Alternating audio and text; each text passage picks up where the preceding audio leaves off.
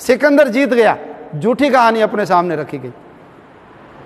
एकलव्य दलित, अंगूठा कट गया बेचारे का, अरे वो तो ठीक है लेकिन एकलव्य था कौन? और जब द्रोणाचार्य ने उसका परिचय पूछा तो उसने कहा मैं जरासंध के प्रधान सेनापति हिरण्यधनु का बेटा हूं। ये बात छुपाई गई अपने से। तो या तो एकलव्य था, वो दलित नहीं था, और यदि एकलव्य दलित था तो दलित क्या बनते थे? प्रधान सेनापति बनते थे, लेकिन ये छुपाया गया। हमको बताया गया जीरो का आविष्कार किसने किया? किसका नाम आता है? आर्यभट्ट का नाम आता है। आर्यभट्ट हुआ 2000 साल पहले। और यदि जीरो का आविष्कार आर्यभट्ट ने किया है तो बोलो 5000 साल पहले जो अक्षौहिणियों में सेनाएं होती थी, 18 अक्षौहिणी, उसकी गिनती कैसे होती थी? दुर्योधन के 100 भाई थे, तो क्या बिना जीरो के, बिना शून्य के ही पता लगे कि दुर्योधन के 100 भाई थे? रावण के कितने माथे थे? 10 शीश थे, 10 सिर और 20 भुजाएं। तो बिना जीरो के 10 शीश और 20 भुजाओं की गिनती होगी क्या?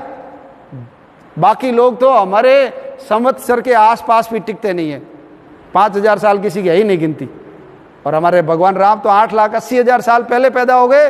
तो हिंदू समाज का इतिहास कम कैसे किया जाए, इसलिए जानबूझ करके उन्होंने बताया कि आर्यभट्ट ने जीरो का आविष्कार किया। ऐसी कितनी बातें, कितनी बातें। हम सब जानते हैं कुंभ कितने साल बाद आता है?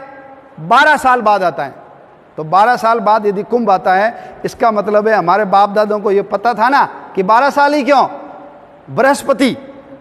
बृहस्पति ग्रह है, उसको गुरु भी बोलते हैं। उसका नाम गुरु क्यों बनाए? क्यों? क्योंकि सबसे बड़ा ग्रह यदि कोई है तो वो है बृहस्पति, और जो बड़ा होता है उसको हम गुरु भी बोलते हैं। इसलिए उसका नामकरण भी क्या किया है? गुरु, बृहस्पति। तो बृहस्पति सूर्य के चक्कर लगाने के लिए उसको 12 साल चाहिए, वापस उसी राशि में आने के लिए 12 साल लगते हैं। इसका मतलब हमारे बाप दादों को पता था ना कि बृहस्पति की जो साइकिल है वो 12 साल की। तुमको कितने साल पहले पता लगा? ये नासा वगैरह तो 60-70 साल पहले बनी है। हबल का आविष्कार कितने साल पहले हुआ? 60-70 साल पहले। तो हमारे यहाँ तो हजारों सालों से ये गणनाएं होती रही है। इसलिए हम सब चीज़ों के अंदर अव्वल थे, ऊपर थे, लेकिन बीच के कालखंड के अंदर ये हम सब लोगों को पढ़ा करके ऐसा बना दिया कि जो कुछ भी अच्छाई थी वो तो पश्चिम से आई, हमारे यहाँ तो कोई अच्छा था ही नहीं। ये देखो, आज से 50 साल पहले जब हम खेती करते थे तो हमको कहते थे कि गोबर से कोई खेती होती है क्या? क्या करो? यूरिया काम लो, पेस्टिसाइड काम लो, कोई ये कीटनाशक छिड़को। लेकिन आज जब इसके दुष्परिणाम सामने आए तो सब लोग क्या बोलने लगे? उन्होंने कहा जैविक खेती करिए, ऑर्गेनिक खेती। जब हम जड़ी बूटियों से इलाज करते थे, फूल पत्तियों से कभी इलाज होता है क्या? लेकिन आज बोलो सब लोग हर्बल मेडिसिन के ऊपर आए कि नहीं आए? ये अभी ये बूस्ट और ये सिंकारा और ये जितने हैं ना बच्चों को पिलाते हैं, ये सब गायब हो गए। बचाने का काम किसने किया? हमारे काढ़े नहीं किया। हम कोई नीम गिलो हिलाते थे, कोई काली मिर्च है, कोई अदरक है, इसी से इलाज हुआ।